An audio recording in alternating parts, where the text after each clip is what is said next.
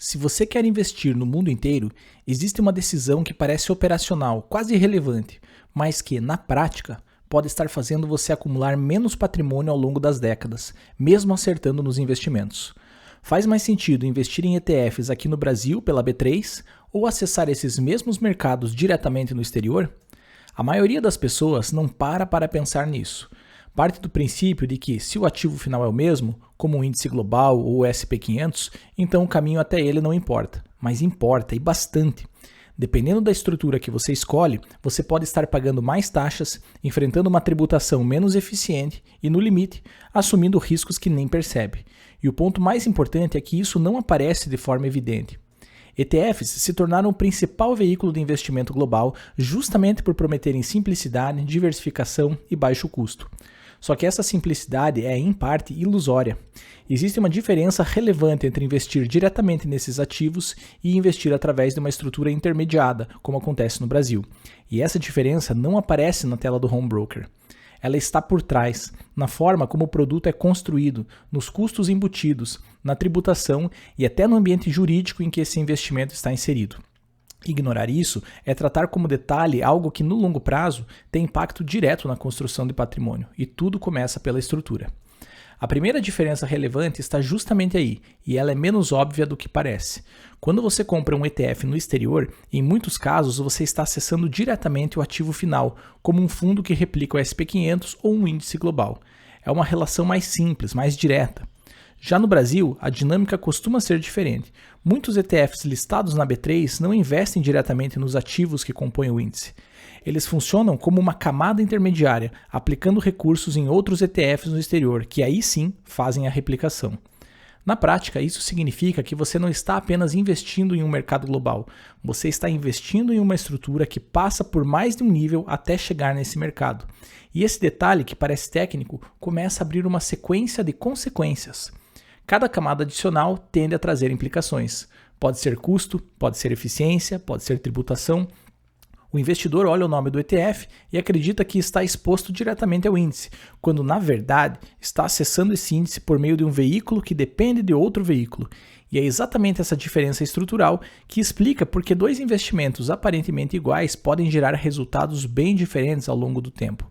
Quando você entende essa lógica de camadas, o próximo passo fica quase inevitável: olhar para o custo real dessa estrutura. E aqui está um dos pontos mais negligenciados.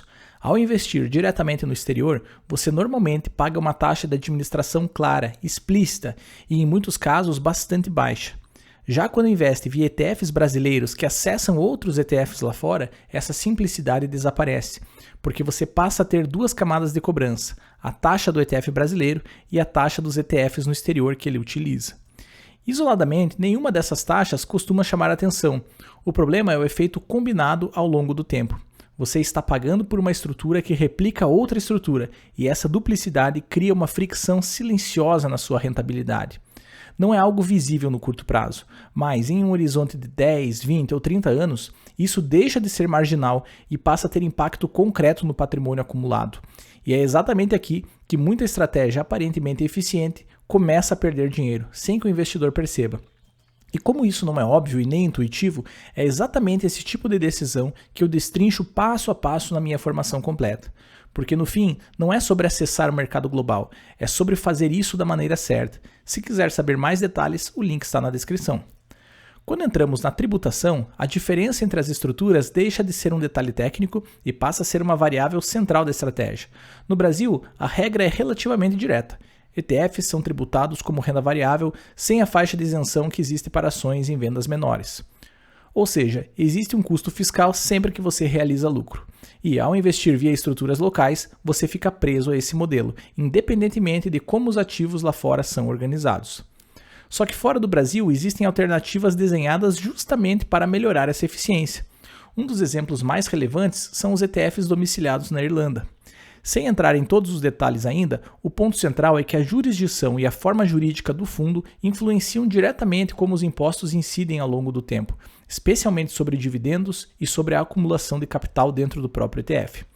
E já eu explico por que isso faz tanta diferença na prática. Aqui começa a surgir uma diferença que não é só de custo ou conveniência, mas de arquitetura. Dependendo da estrutura, o impacto no retorno líquido pode ser significativo, mesmo que, na superfície, os investimentos pareçam equivalentes. Dito isso, existe um contraponto importante. Investir em ETFs pelo Brasil tem uma vantagem clara: a simplicidade operacional, principalmente no câmbio. Ao comprar um ETF internacional pela B3, você não precisa fazer remessa para o exterior, não passa por fechamento de câmbio, não paga IOF na conversão e não lida diretamente com spreads de instituições financeiras. Tudo acontece em reais, dentro do ambiente que você já utiliza. Essa eliminação de fricções tem valor e não é desprezível. Para muita gente é justamente o que sustenta essa escolha.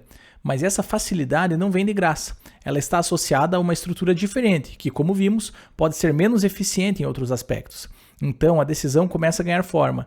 Não é uma escolha entre certo e errado, mas entre conveniência e eficiência. E ainda não acabou. Existe uma dimensão que quase nunca entra nessa conversa, mas que deveria estar no centro dela: o risco jurídico.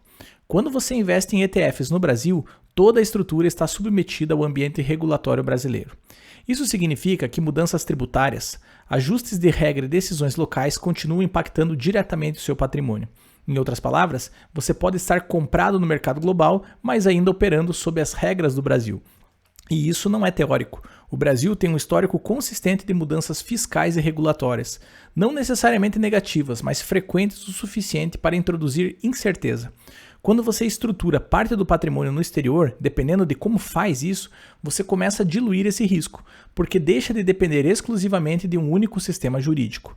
E aqui a discussão sai completamente do campo operacional. Ela passa a ser uma decisão de jurisdição. Se isso já não fosse suficiente, existe ainda um último ponto que muda completamente o nível do jogo: a profundidade da prateleira de produtos. No Brasil, o número de ETFs ainda é limitado, tanto em quantidade quanto em sofisticação. Você acessa alguns índices amplos, mas quando tenta refinar a estratégia, as opções praticamente desaparecem. Exposições a fatores como valor, qualidade ou momentum, por exemplo, ainda são muito restritas ou inexistentes. No exterior, a lógica é outra. Mercados como o americano e o irlandês oferecem milhares de ETFs, cobrindo praticamente qualquer recorte possível. Isso muda o papel do investidor. Você deixa de escolher entre poucas alternativas e passa a montar a sua própria arquitetura de portfólio. E essa diferença não é só variedade, é consequência de um ambiente muito mais competitivo, onde gestores disputam escala, comprimem taxas e evoluem constantemente os produtos. No fim, você não está apenas escolhendo onde investir, está escolhendo em qual ambiente quer operar. Um ambiente com mais opções, mais competição e maior eficiência, ou um ambiente mais limitado, porém mais simples de acessar. E é por isso que essa discussão não pode ser tratada como um detalhe. O resultado de uma estratégia de investimento não depende apenas dos ativos escolhidos, mas da estrutura através da qual você acessa esses ativos.